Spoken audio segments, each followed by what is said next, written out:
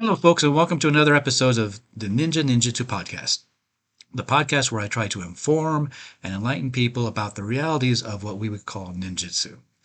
I do this for a variety of things. I owe my teachers in Japan a lot, and they kind of emphasize that it's kind of my job to pass along the correct information, to counter all the misinformation that's out there, put out by sometimes well-meaning people and sometimes people that really just want to sound important without going through the process of learning anything.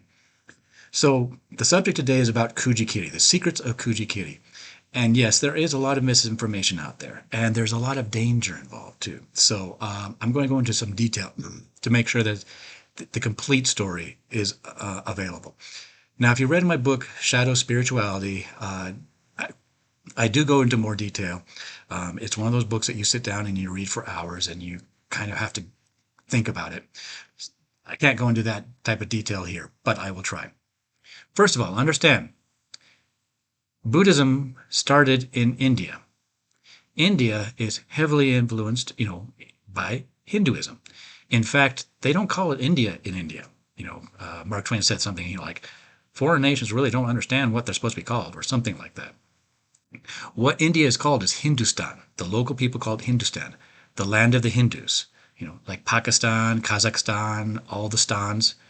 In India, you would call it Hindustan. And yes, they do have some problems with the Muslims. I'm not going to deal with that.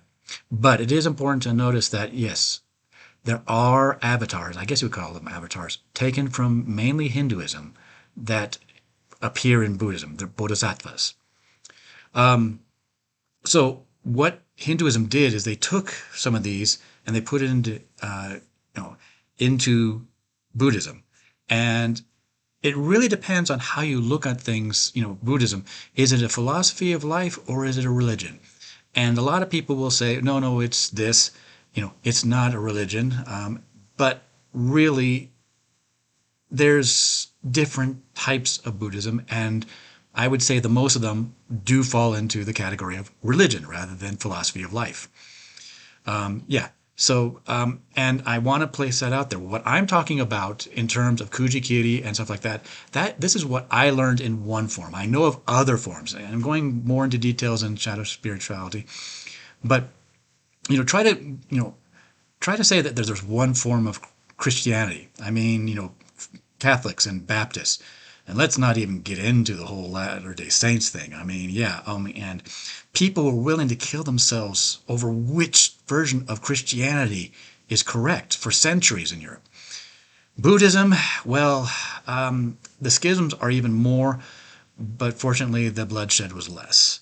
But still, if somebody else says this is how Buddhism is, well, that's how their form of Buddhism is. Okay, it's not, if it counteracts me, what I say, yeah, it's probably just, that they, Theravada and Mahayana, huge shifts, okay?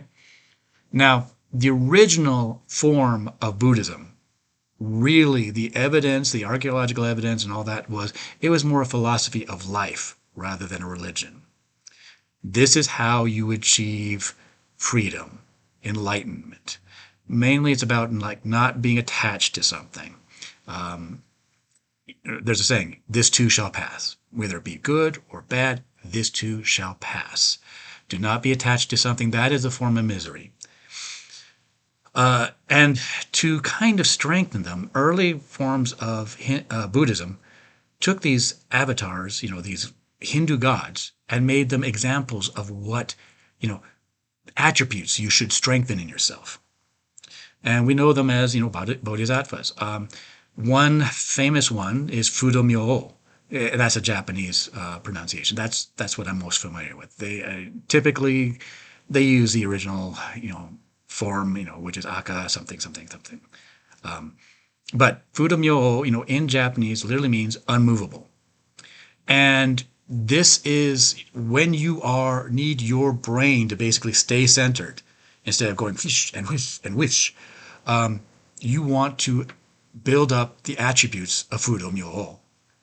And you can see why this is very popular. For one thing, like if you're in a job like fireman, this is vitally important. But even if you've ever tried meditation, simple breathing meditation, breathe, count to 9, then repeat. It's like 1, 2, and by 7 you're going, hey Macarena. Yeah. So a lot of people, this is why Fudumyo is so popular among the general populace, is they want to center their mind. They want to bring on the attributes of Fudumyo, and be able to stay centered while they meditate. And for a warrior or anyone like that, it's even more important that you keep your head when arrows are going by your head. Yes. Okay. So Fudumyo. And the thing is that almost all these avatars, these bodhisattvas, have their own mudra, and that's a hand symbol of some sort. And some of them have more than one, and some of them overlap. But yeah, it's typically the way that I was first learned about is that you go through the meditation, you do the hand sign, you say the chant, which each word has meaning, that you're supposed to contemplate on as you go through this and try to bring this onto you. And these are mudras. Now, that makes sense if you're looking at a philosophy of life. I've got to tell you though, when I got to Japan, first time I went to Japan, one of my friends was a Buddhist priest. And, he was also the captain of our airsoft team. And, when he found out I had interest, he taught me my first, mudra and chant for Fudumyo. And, after he made sure that I had the chants down right and I had the hand thing down right, I asked him, okay, what do the words mean? What should I be contemplating? What's going on in the background of all this? And he said, don't worry about it. If you just put your hands in the right form, it's like the right crystals for an old type radio. It will get the transmission in. If you say the right words, then Fudumyo himself will hear and help you with what you need to do. Now, folks, if that's not a religion, I don't know what is. And I really suspect that most people in Japan, I'm talking like 90% of people that call themselves Buddhists, have that philosophy rather than the philosophy of life. It's a religion. So, again, when the ninja and such were making all these things, yes, originally it was something, but they were actually like making a prayer. They're like, oh, please, Fudumyo, make me, sure that I don't lose my mind. I can stay focused on the subject. That's what they were doing. They were praying, and they were using these to help them pray. Now, I've got to point out, if you honestly actually believe that Fudumyo himself will come down and give you the power to keep your mind focused, and that's your belief, well, there's cases where, people under hypnotism have had like ice cubes put on their hands and they've been told this is a hot, coal, and they put it on the hands and the hands actually burn. So the power of belief is incredible. So there is that. Okay, so that's how mudras are supposed to be done. Now, Kuji-kiri is a little bit different. Kuji-kiri means 9 cuts. And it's basically you make, for nine things.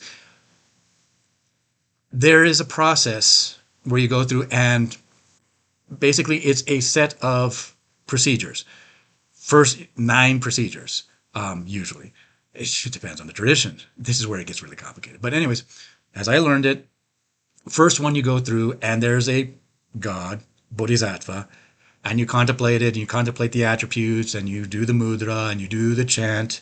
Then you go on to the second one, all the way through 9. Okay, and there is one that you find online, all the chants, all the things.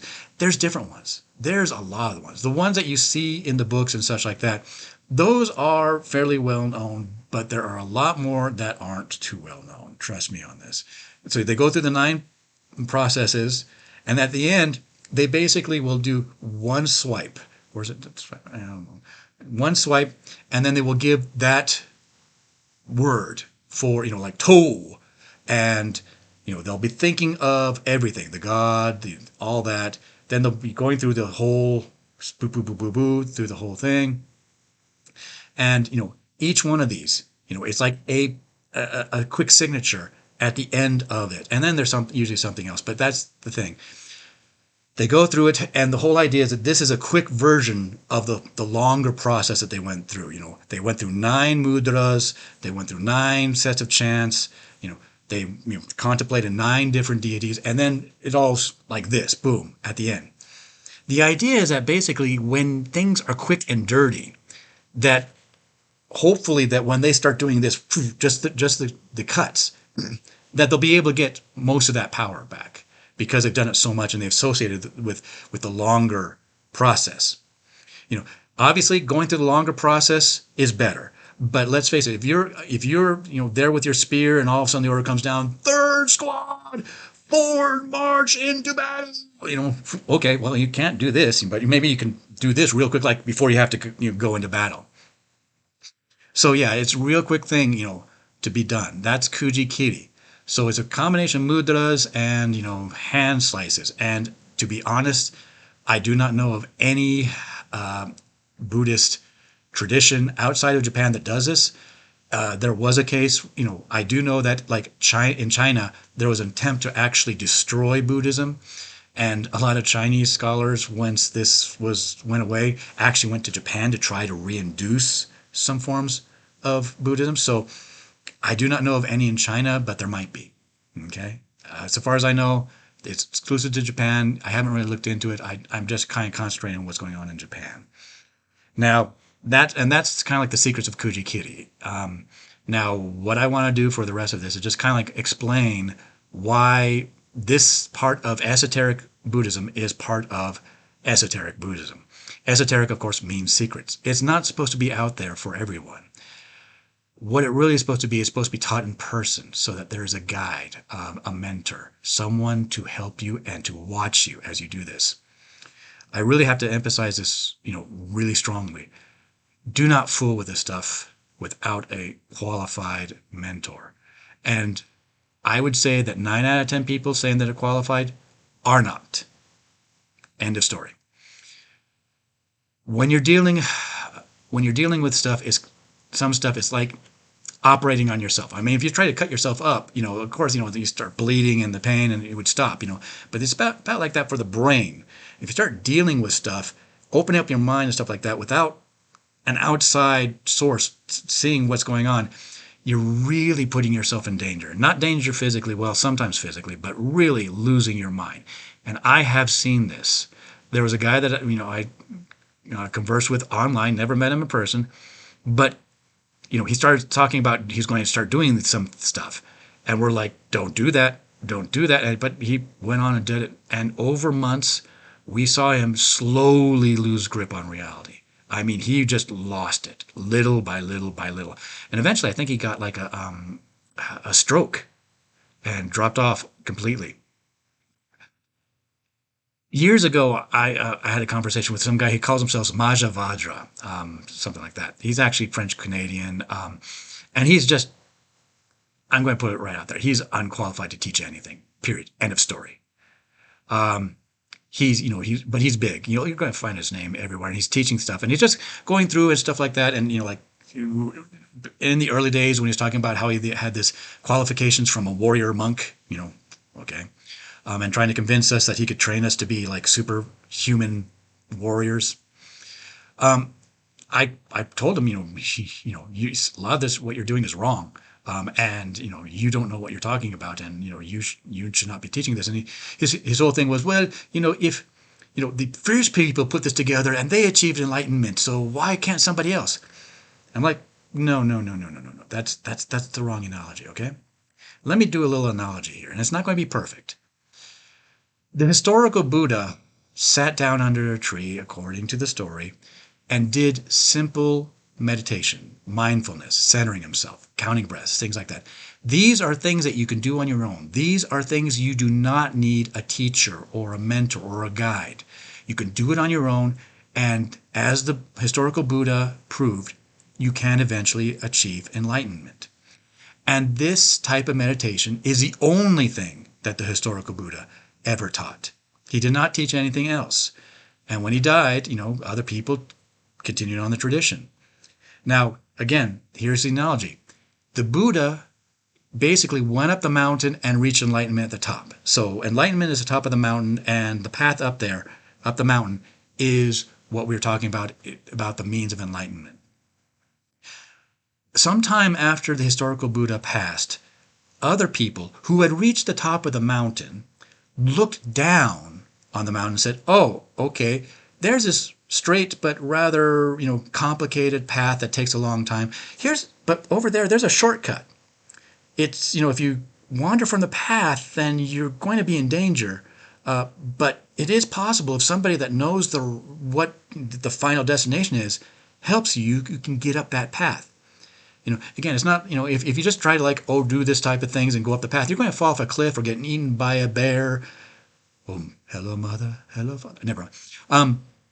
So, yes, there are dangers, and they knew the dangers. And this is why it was esoteric, having secrets. They would not put that information out there. You have to have someone that tests you and watches you. You know, the process basically, in reality, is kind of like a long time. You'll be doing certain exercises, and your teacher will come along and say something. And this is one example.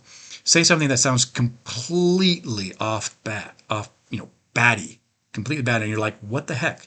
And they'll come again and say something similar, equally batty. And you'll be like, "Am I missing something?" Then he'll come along and say something else, and again, cryptic and not quite logical sounding on the surface, but you sit and go, "Oh, oh." And when he gets that reaction, when he realizes that you understand and you've made that jump, he'll be like, "Here's the next thing." In contrast, sometimes you'll be there and he'll come along and he'll be talking to you and he'll be asking questions and just interacting and seeing what you are. And he'll be saying, "Okay, I want you to stop. I want you to take a step back to the exercises I taught you before. Put these exercises that you're doing now aside for a little while. Strengthen your base. Then, when I tell you, get back to the exercises you were doing." Yes, and this is very, very necessary. This is why you need a teacher that knows what he's doing and can recognize when you're ready to move on and when you need to take a step back. Otherwise, the best you're going to have, best results you're going to have for someone, trying to learn your own or from an incompetent teacher is nothing's going to happen. You're going to waste your time. Worst case scenario, you are quite literally going to lose your mind. You are going to go a bit crazy. And again, I've got a blog and I've got a testimonial for someone that went to Mahavajra's course, and she tells about how all of a sudden she started having all these problems. She couldn't do this, and all of a sudden like that. And again, people are saying, "Oh, you just need to do this," and all that. And evidently, there's a lot of people that seem to have broken with him, and just similar stories. They started getting really bad effects. Because, again, as I said, I'll stay straight out. Mahavajra, the guy that calls himself that, is not qualified. He does not know what he's doing. He's an egotistical, money grubbing fraud. End of story. Period. And do not think that you are different and that you do not need a guide. You do not need a teacher. This is very, very serious, folks. So, I'd say I would know more than Mahavajra, but I know that I am not qualified to teach. I am not qualified to see the types of things that should set off red flags. Okay? But if you're worried about, what is Kuji-kiri and stuff like that, the first step is usually a simple exercise of breathing and such, and contemplating certain things. Again, shadow spirituality I talked about. I put up the picture of what you're supposed to be. It's fairly benign. It's the first step. You really cannot jump past that and go straight into how to do all this. You need to set up the base so that you're ready for later on. And yeah, a lot of people in Japan say they use this as kind of like a jump start to kind of get ahead than just standard meditation can give you. And with the right teacher, yes, they might be true.